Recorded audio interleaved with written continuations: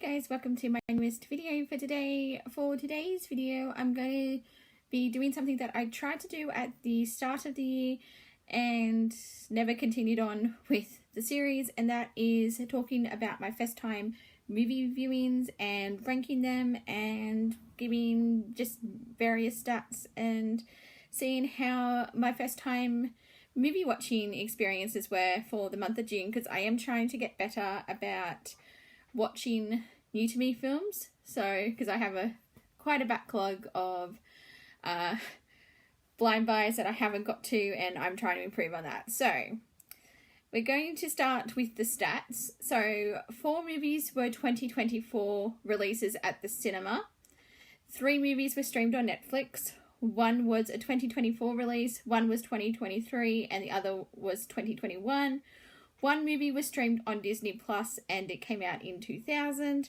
And 2 movies were from my own collection. 1 was from 1993 and 1 was from 1955. So 4 cinema releases, 4 streaming, and 2 physical media. The lowest rated movie that I rated was 3 stars. Highest rated movie was 4.5 stars. I rated 5 movies 4 stars, and I rated 3 movies 3.5 out of 5 stars.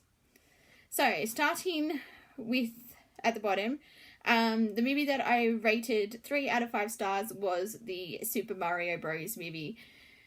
This was such a disappointment. I really wanted to enjoy this movie because I love the Mario games, and I knew going in this was quite a divisive movie, but I sort of was trying to remain positive, and because I know like for some people it's like a cult favorite, and I was hoping I would be one of those people, but this movie did not work for me.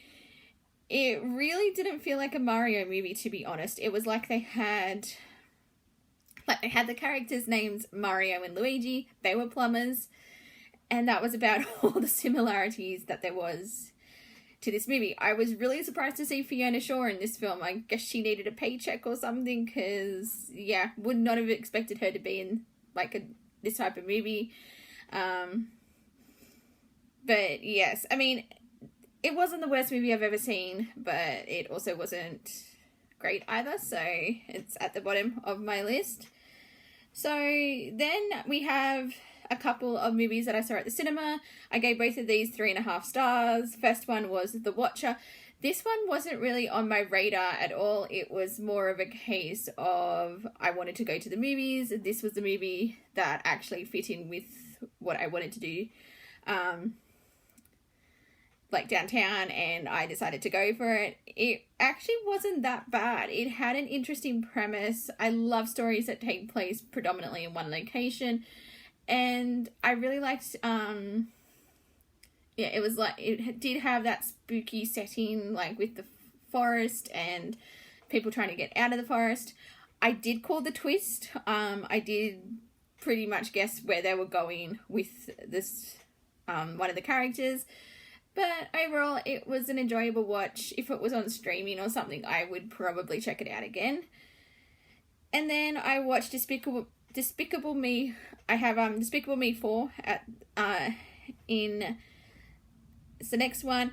This was, I love the Minions. I enjoyed the Despicable Me movies. They're nothing amazing, but then again, I'm not the target audience for these films. But I just really enjoy, if you're after something where it's like you switch your brain off at the door and don't pay much attention, it's a perfectly fun way to spend an afternoon at the movies. Then I have It Came From Beneath the Sea. So this is one of the movies I watched out of my own collection. The Super Mario Bros. Movie was the other one I watched from my own physical media collection. I actually didn't know what to expect from this movie. I knew it was going to be like a B-grade sci-fi horror film, but that was it really. And I more or less got what I wanted out of it, because it was quite interesting to watch, because it was actually a lot darker than I thought the movie was going to be, like when the monster starts attacking, and some of that is actually quite brutal.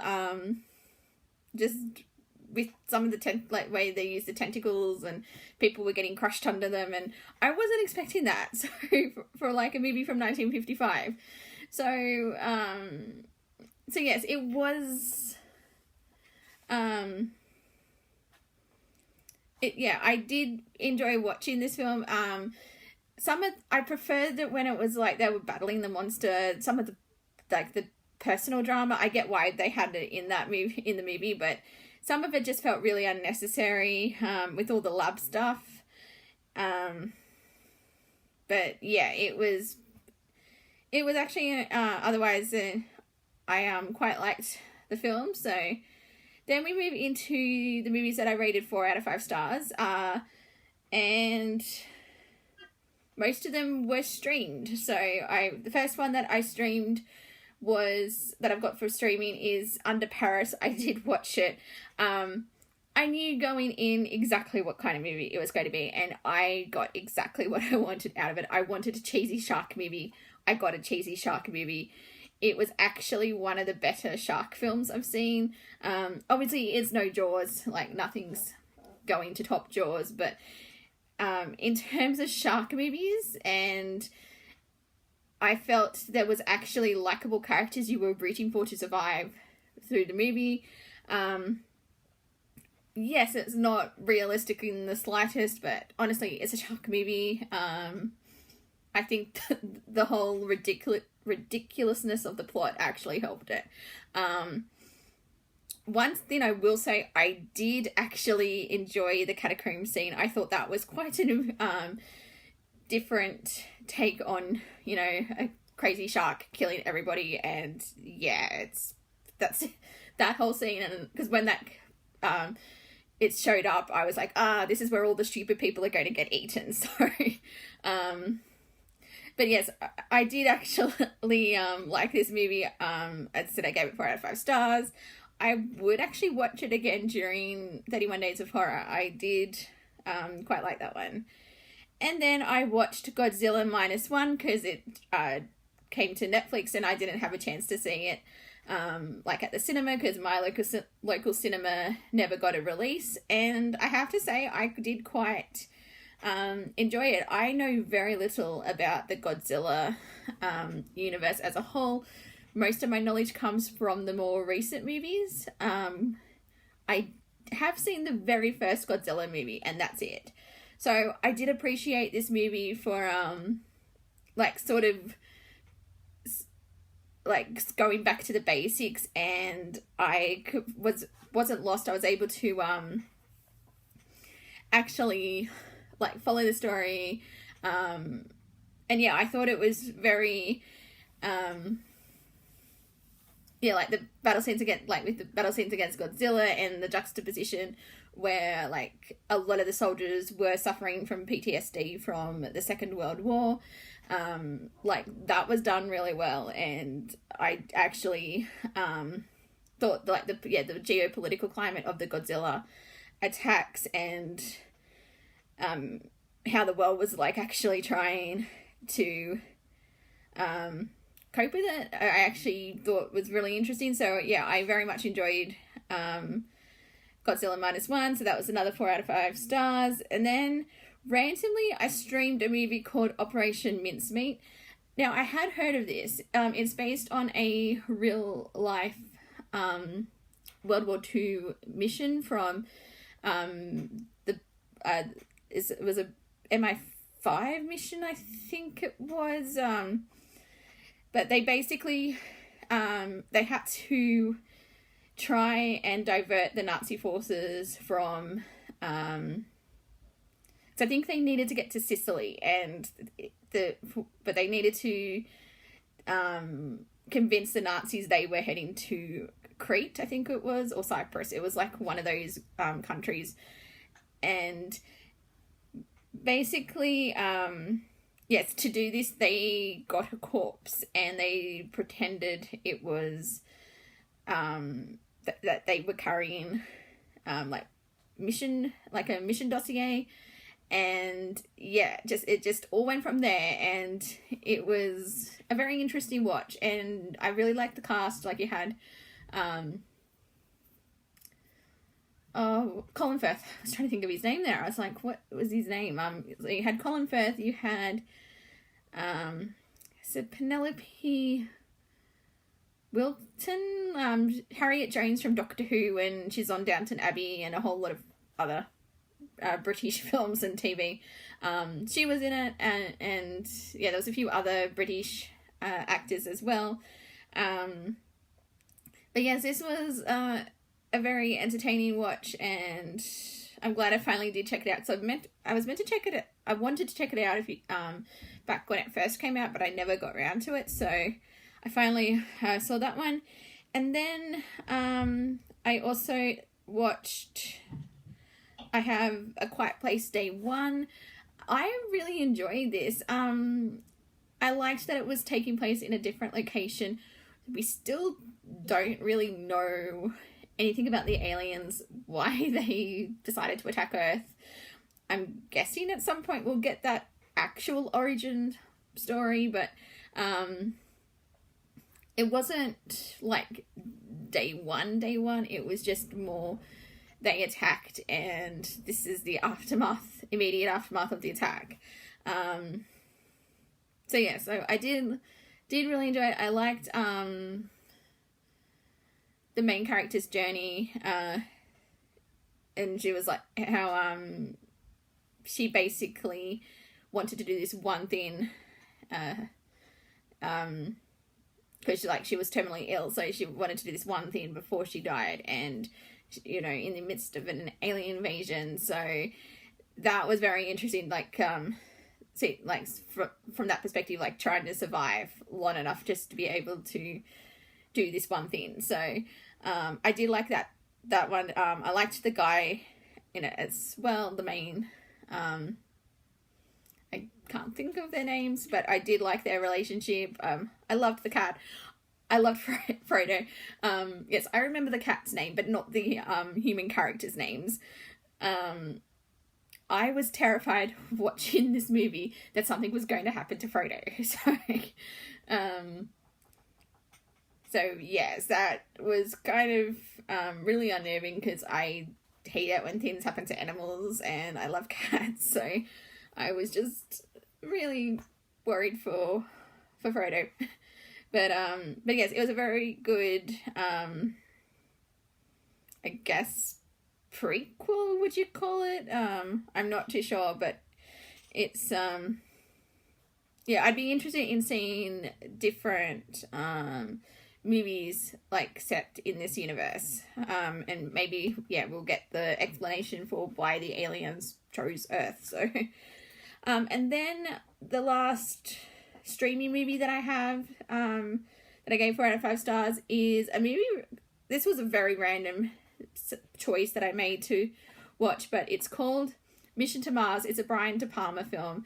I, for some reason, had never heard of this, and it seemed like right up my alley. I love, you know, space exploration stories. I love like sci-fi, and it had a good cast as well. Like, and yeah, I was on Disney Plus. I was looking for a movie to watch, because now that Doctor Who is over for at least until the Christmas special, I was looking to try and actually still watch something on Disney Plus, because I have a habit of going months without actually watching something on a streaming service. So and Disney Plus is the one that I actually pay for. So I was like, I need to actually watch things and get value for money out of them. So I picked Mission to Mars. And I will say one of the things that caught my attention was, like the premise said, it was like in 2020, it was like the first manned mission to Mars, and this was released in 2000. So I thought that was kind of hilarious that in 2000 they thought we were going to be already on Mars, but we're still not there yet. But anyway, I just thought that was amusing. But no, it was actually a pretty good film, and yeah, I just wanted to find out what was going on, and I was invested in the characters, and yeah, it was a fun way to spend a Saturday afternoon. And then for my highest rated movie and my favourite first time viewing of June, I watched Inside Out 2. I absolutely loved it. It's not my favorite of the Inside Out movies. That's still the first one, but I did really appreciate how they dealt with the new new emotions that Riley was experiencing. And as someone who suffers from anxiety, they pretty much nailed anxiety, like the representation of anxiety and the overthinking and the over worrying. No matter how implausible the scenario seems, it's like, yeah, the brain will find a way to stress over it. As I was like, yeah, that's pretty much how my brain works. So, but yes, I loved Inside Out too, seeing, the old familiar characters and the new characters. And I would actually be interested in seeing more from this universe, like maybe an adult Riley would, like if they did like a trilogy of sorts. But yes, I loved Inside Out too. Definitely wasn't expecting to love it as much as I did, but yeah, I really enjoyed it. As I said, 4.5 out of 5 stars. Favorite watch of first time watch of June. So, but yeah, that is everything that I watched for the first time in June 2024. Hopefully I'll be able to keep this up and actually watch first time movie viewings, and then I can discuss them here. But yeah, so I didn't think I did too badly. There was only really one disappointment in the month, so, but other than that, I enjoyed everything that I watched. So I'm going to stop it here. Thank you guys for watching, and until my next video, I will see you guys next time. Bye.